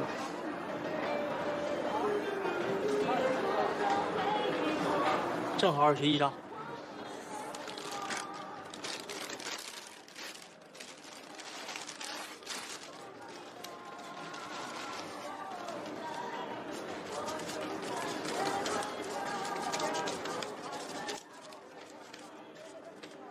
1050，你数数啊。谢谢。哎，等等，一看这些唱片就知道你是烧友。如果不是遇到什么过不去的坎儿，谁也不舍得卖这些唱片。我叫刘冰，如果以后还需要卖唱片，就都到我这儿来。如果都是这种质量，我全部照这价收你的。谢谢。回见啊。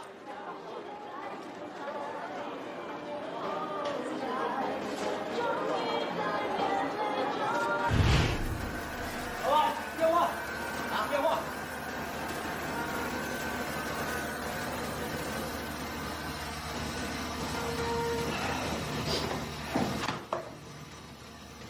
喂，谁呀？刘斌啊，啥事儿啊？真的啊？好，那我一会儿过去啊。好，嗯。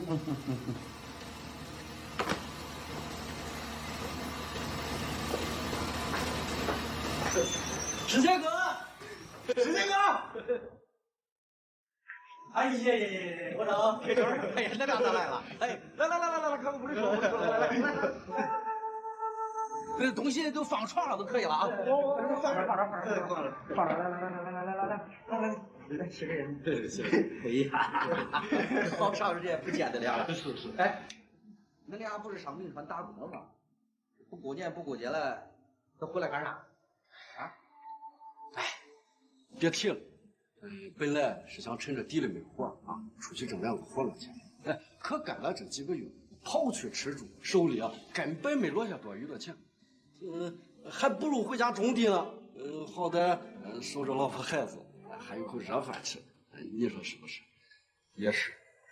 师姐哥，要我说啊，那城里就不是咱村里人待的地方。不是俺俩怕吃苦受累，就是那气让人受不了。省城再大再好，那不是咱俩。就这啊，恁俩先别走了，正好我下午回我庙村啊，给俺爹送点东西。中午咱哥仨一块吃顿饭，下午打我的车回去，省恁俩大半天了。是。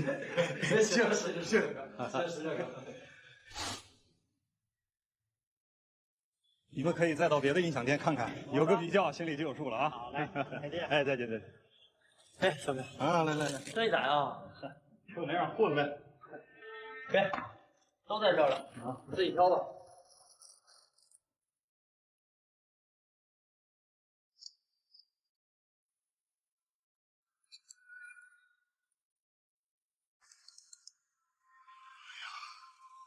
好东西啊！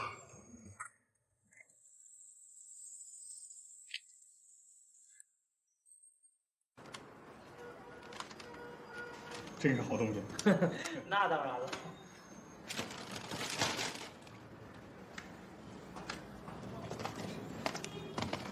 哎，这都是私人收藏的东西啊，你从哪儿弄来的呀？元英，古城烧友圈子没听说有这么个人呢，男的女的？这你就别管。哎，这些唱片可都是原装进口的正版货，新的怎么也得150块钱以上。你掂掂这分量，这手感，啊，我知道你肯定喜欢，所以就让你先挑。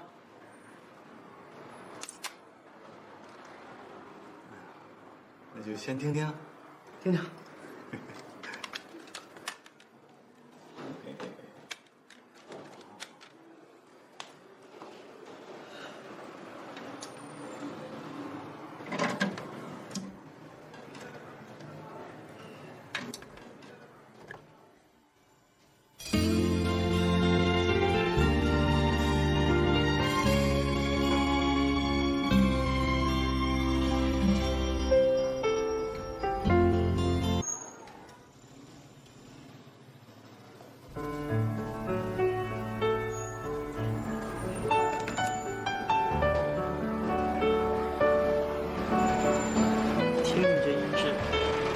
能多干净。这些好东西啊！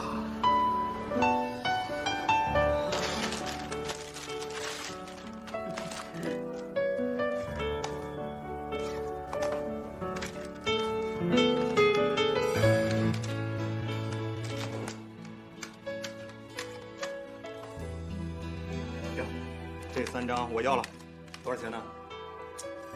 你要就80块钱一张，我在店里都卖100，不还价。80啊，还真不贵。你呀，再拿去让师姐找一找，看有没有她想要的。这种东西啊，赶上就赶上了。我给她打个电话了，她一会儿就来。来。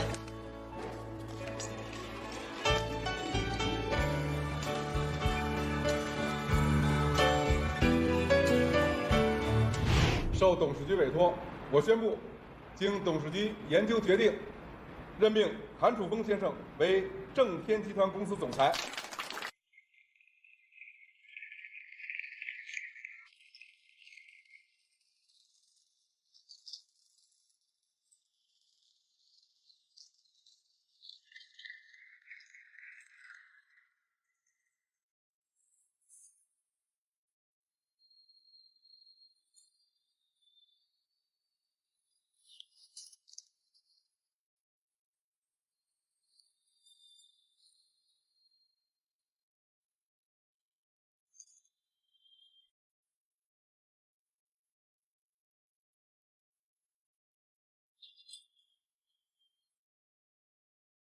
师姐，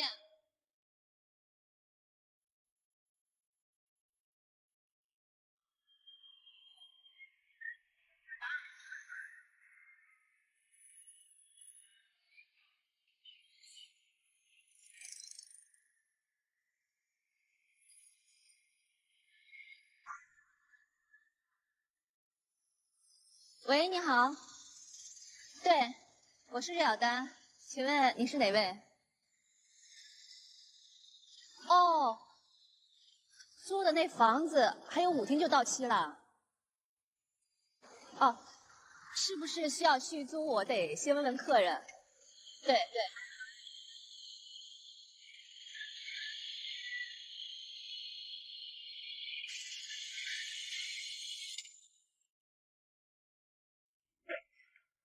师傅，去光明路南村小区。房东提醒房子到期的事儿，我这才想起丁元英来古城已整整1年了。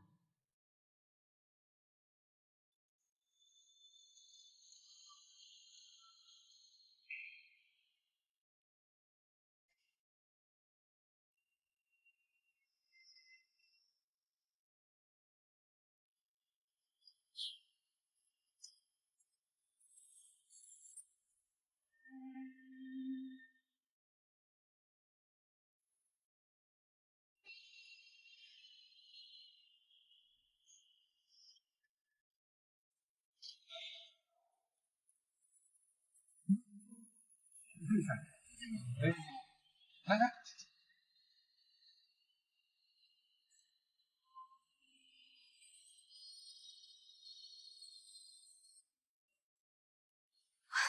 丁先生，你这屋子也太热了，装个空调会好多了。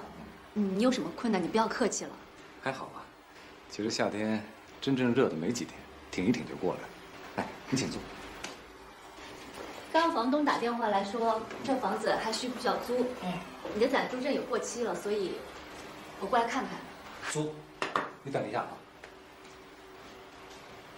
这个人心事太多，脑子太复杂。从心理学角度分析，越是头脑简单的人，越需要点缀和填充，而头脑复杂的人，则对简洁有着特殊的心理需求。我这都准备好了，1年的房租带水电买押金，一共是7200块钱，你点一下。我看这样吧，我先帮你交1个月的房租，我再去看看同样的房价有没有比这个合适的，如果有就搬走，如果没有也不妨碍什么，毕竟你现在还有地方住着。不是，这太麻烦了。谈不上麻烦，你搬家又不是多复杂的事情，这事儿我就斟酌去办。只是万一没有办成，你也别介意。哎，哪里哪里，谢谢你。能见识一下你的音响吗？刚刚在门口就听见了。可以啊，但我不知道你喜欢听什么。抒情的吧？好，你推荐一首。哎。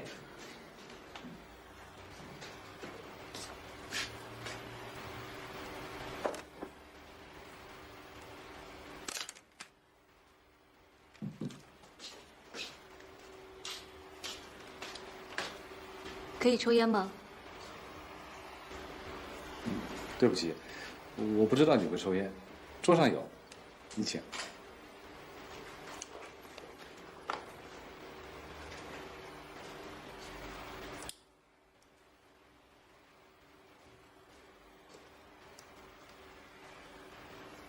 你刚才惊讶了一下。是，还不习惯。不是，是看不惯。你的眼神比你诚实。哦。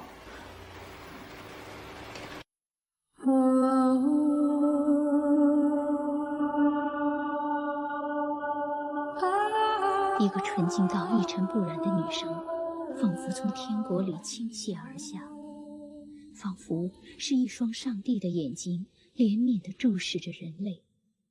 只一生，我纵然有一种灵魂之门被撞开的战栗。这是一种什么声音啊？太美了，太让人陶醉了。人原来还可以这样活着，灵魂原来还可以这样滋润。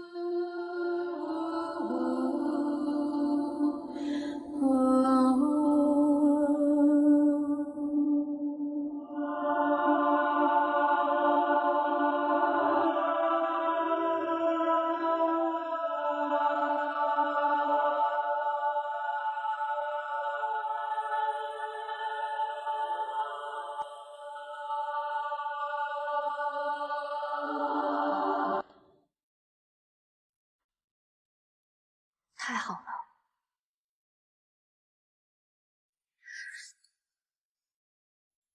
这叫什么曲子？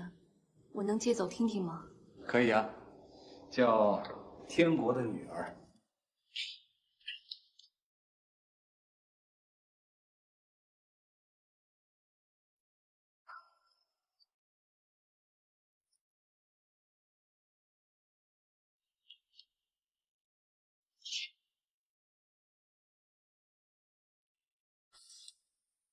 这套音响很贵吧？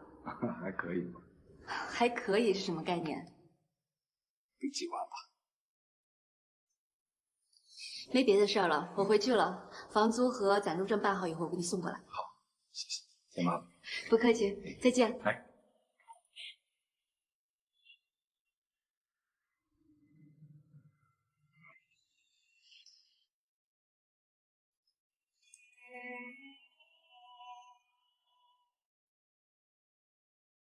从丁元英处回到家后，我打开了电脑，开始了每一天的必修课，就是用中德两国文字写一篇500字以上的日记。只有一种情况可以让我逃避这种必修课，那就是在外执行任务。然而，今天让我久久不能忘怀的是那个好像来自天国的声音，它给人心动的希望和无际的遐想。音乐从天上流淌下来，美妙、虚幻、纯净，像置身于传统中的遥远的天国。我的心再一次感叹，人原来还可以这样活着。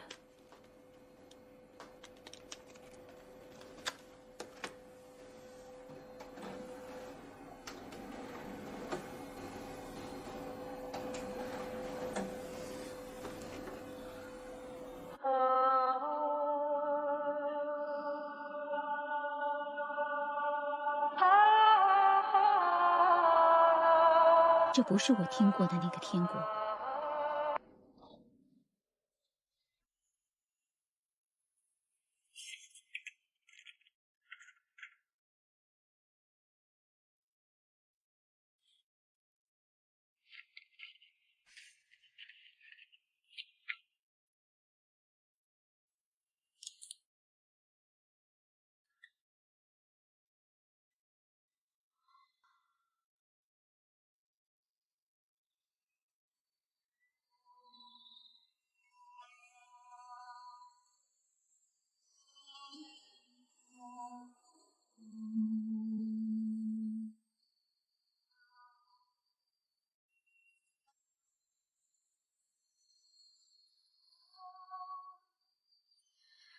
我要买一套音响。当一个人决定购买一套音响的时候，从某种意义上讲，这就是一种标志了。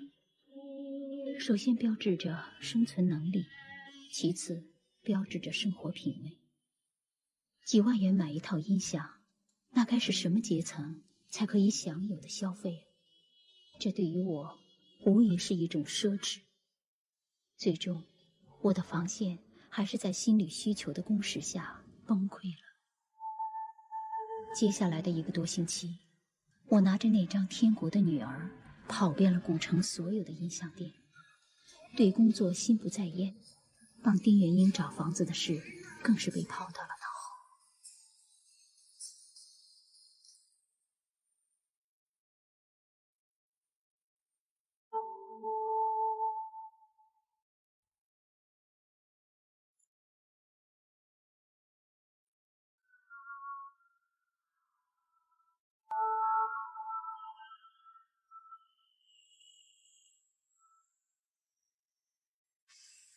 不是他。嗯，这是我们店里的镇店之宝。你说哪里不好？是低音下减不好，还是环绕立体声不好？我是在一个朋友家听过一套音响的声音，虽然我不懂音响，但是那种声音我记得住，不会错的。随着我出入这些音响店，音响知识一天天的见长，嫣然已经是半个发烧友了。那些日子，古城音响圈的人都知道，一个开警车的女士要买一套在古城根本买不到的音响。从警4年来，我第一次犯错，而这个错居然仅仅是因为要购买一套音响。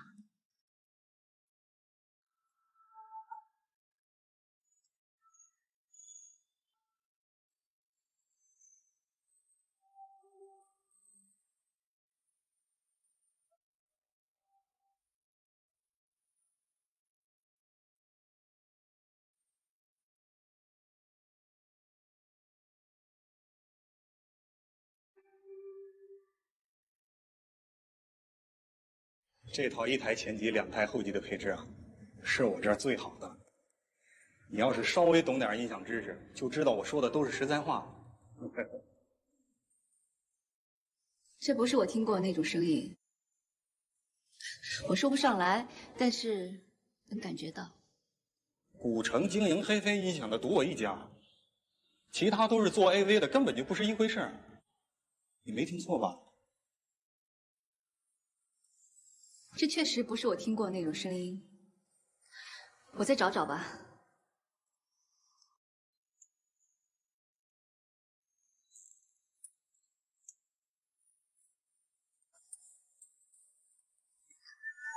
在古城啊，找不着你要的那种声音，这点自信我还是有的。谢谢你了。哎，走好啊，岳小姐。这些都说明了什么问题？说明我们的工作还没有做到家。就拿913银行爆炸抢劫案来说，有没有成果？有。这案子算破了吗？你说没破。这件事情是谁干的？我们很清楚。该团伙大部成员已被抓到。你说破了，首犯黄福海，主犯吴建军、刘东昌至今在逃，还没有缉拿归案。而且那300多万元的赃款有可能追不回来。也就是说，你的这个句号画得不圆满，不完美。下面再来谈一下芮小丹的问题。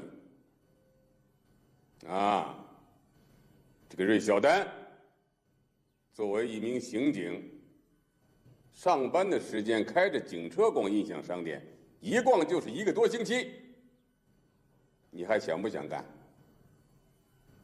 你把刑警队当成了什么地方？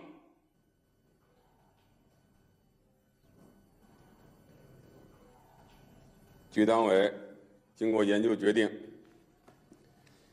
给予芮小丹同志停职检查、通报批评的处理。下面让芮小丹就这个问题谈谈想法吧。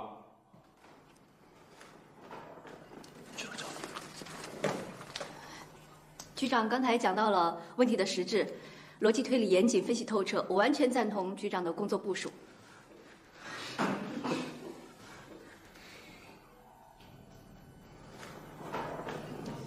芮小丹留下，散会。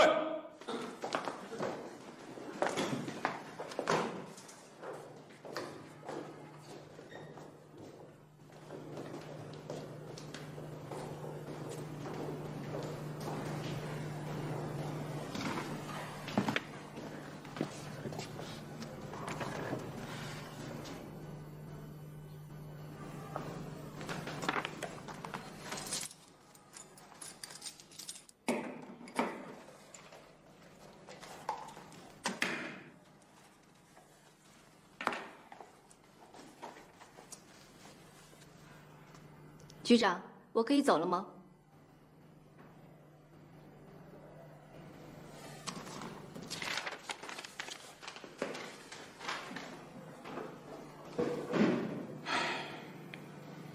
不可思议。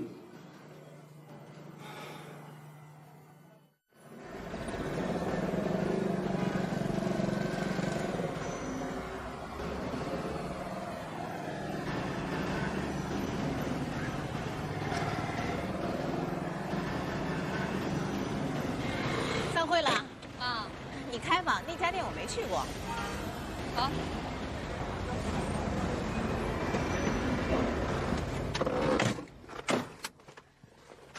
这半个月车，先紧着我用吧。这回我有时间了。怎么了？全局通报批评停职反省15天。写检查，停发半个月工资，扣发半年奖金，取消年度评选资格。你走火入魔了。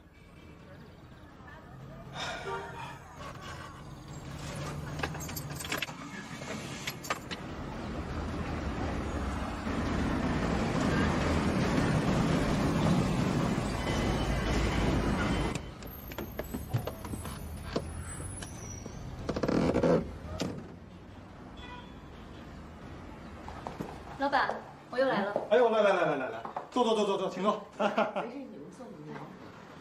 哎呀，我就知道，等你转遍了古城所有的音响店呢，你还得到我这儿来啊。古城经营HiFi音响的，赌我这一家。